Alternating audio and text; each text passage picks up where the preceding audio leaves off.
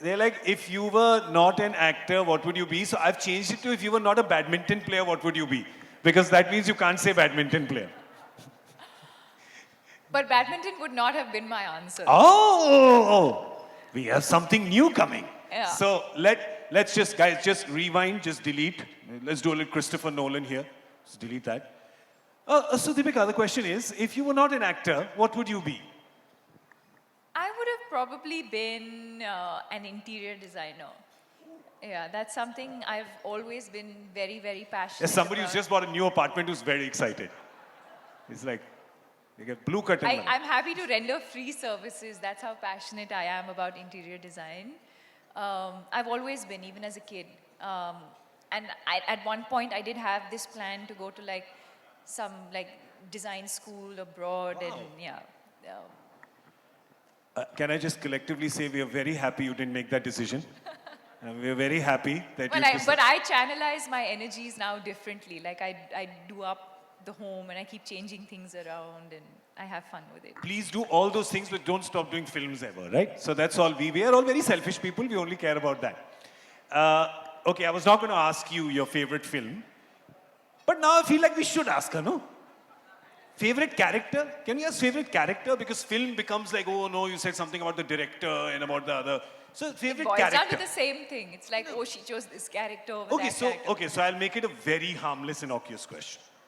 The favorite character you enjoyed playing?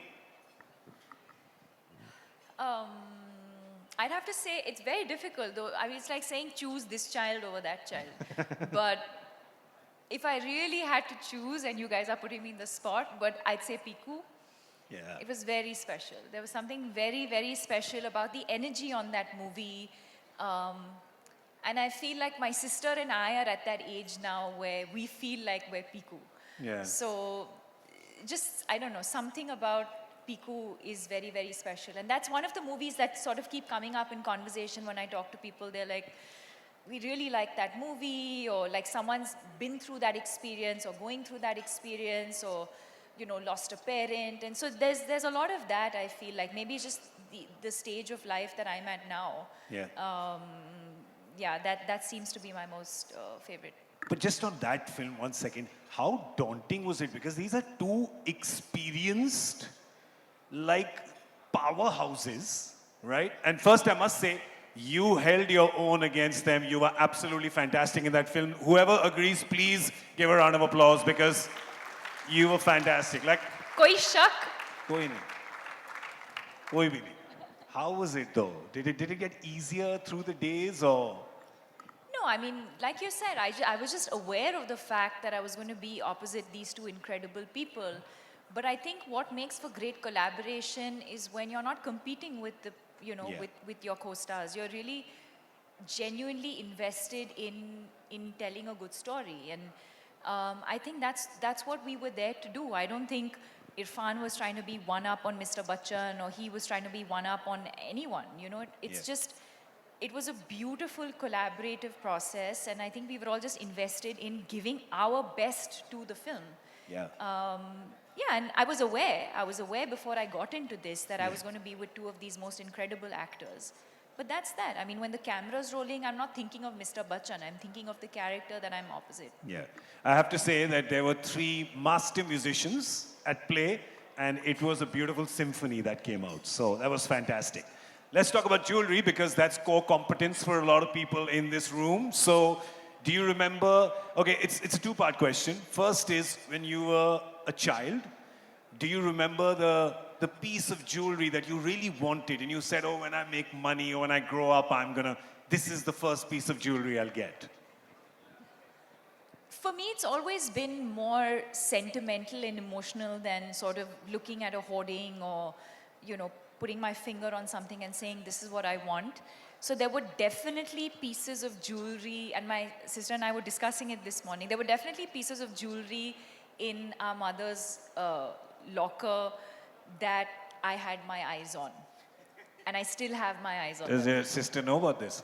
Does your sister, does Yeah, she? I mean, the good thing is I think our taste in that sense is slightly different. So that's the good thing. So I know that like eventually when the jewelry gets split between the two of us, I don't think we'll be scrambling and fighting. But yeah, there were definitely like pieces that as a young girl, you see your mother getting ready, going out, and she takes out her jewelry, she's deciding what to wear. And as a young girl, you're like, oh, that's beautiful. I hope I hope I get that. Or I hope I get to wear that. Forget, I mean, owning it, but I hope I get to wear that someday. So definitely pieces like that. And I think being a South Indian, definitely a lot of traditional South Indian craft in the jewelry, which is temple jewelry, which I absolutely love. That's very, very different from, say, jewelry from any other part of the world. And that's something I really enjoy wearing as well. And do you remember the first piece of jewelry you bought when you started earning money? Yes, I bought myself a pair of solitaires. Small. Ah, look at that. That's the diamond table. Very small, large for me at that point. But yes, I remember buying myself a pair of solitaires. Fantastic. Okay, before we wind up, I think people here want to know one thing about you that nobody knows. Give us something. Give us like one thing, something. Like you drink rasam straight from the katori or something. Just like we need something. I drink rasam like this. Oh, Lord. See, that I love South Indian food and rasam rice, I'm sure everybody knows that. I revealed the fact that if I was not an actor or a badminton player, I'd love to be an interior designer.